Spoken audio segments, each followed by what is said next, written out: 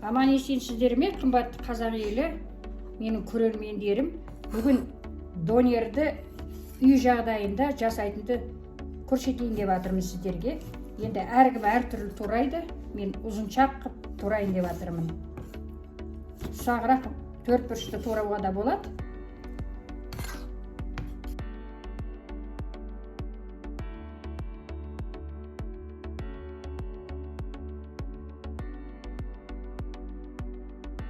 Қымбатты көрермендер, мен тауықтың көсін қуырып жатырмын.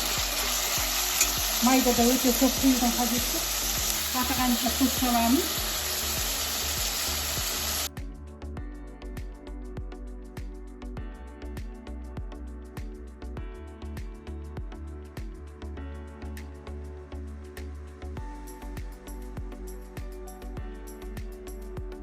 Міне қымбатты көрермендер, соевый сос үлкен қасықпен, енді өте толтырмай бір қасық құйдым. Міне пісуге бір дайын болып қалғанда.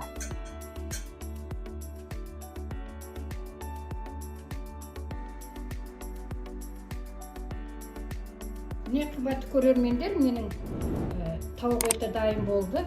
Енді картопты турағалы жатырмын. Оны ірі өткізгіштен.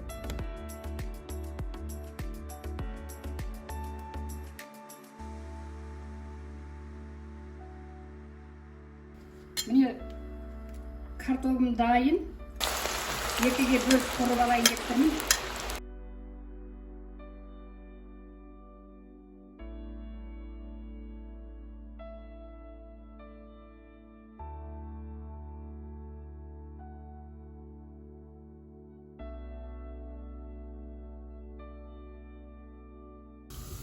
Көп қуырғанда көп болып кетіп, кедергі болмасын деп екіге бөлдім. Кезекте міне қызанақпен қиярды тураймыз.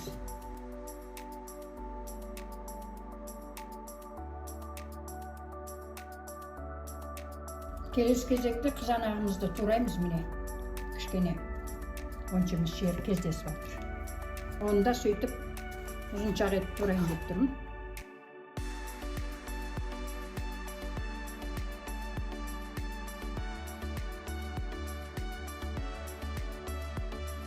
Құрметті көрермендер, менің барлық өнімдерім дайын. Енді бұны ішіне салатын салмасын дайындаймыз. Соус дейді ғой.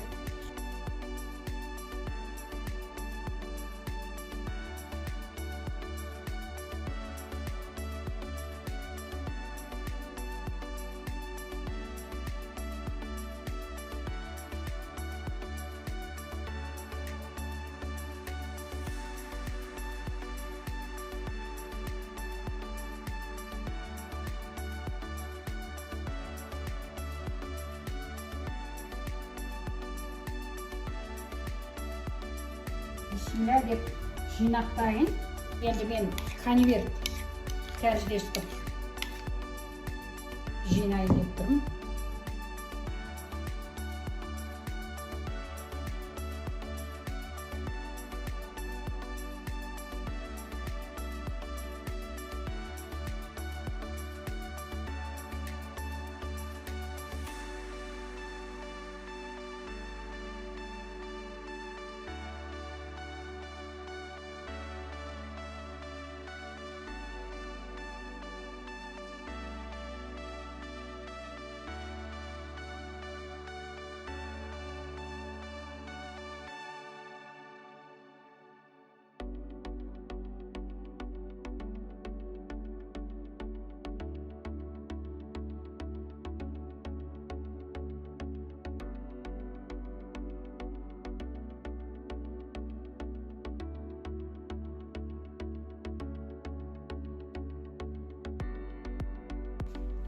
Бисмилля деп енді конвертті орайық.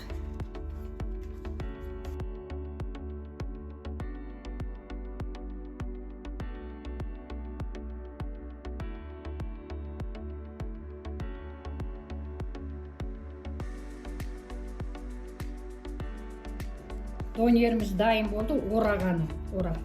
Міне уже жыртылды. Демек өте балғын емес, свежий емес.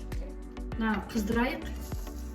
Не, нанымыз свежий емес екен, жыртылып, сондықтан қарап алу керек.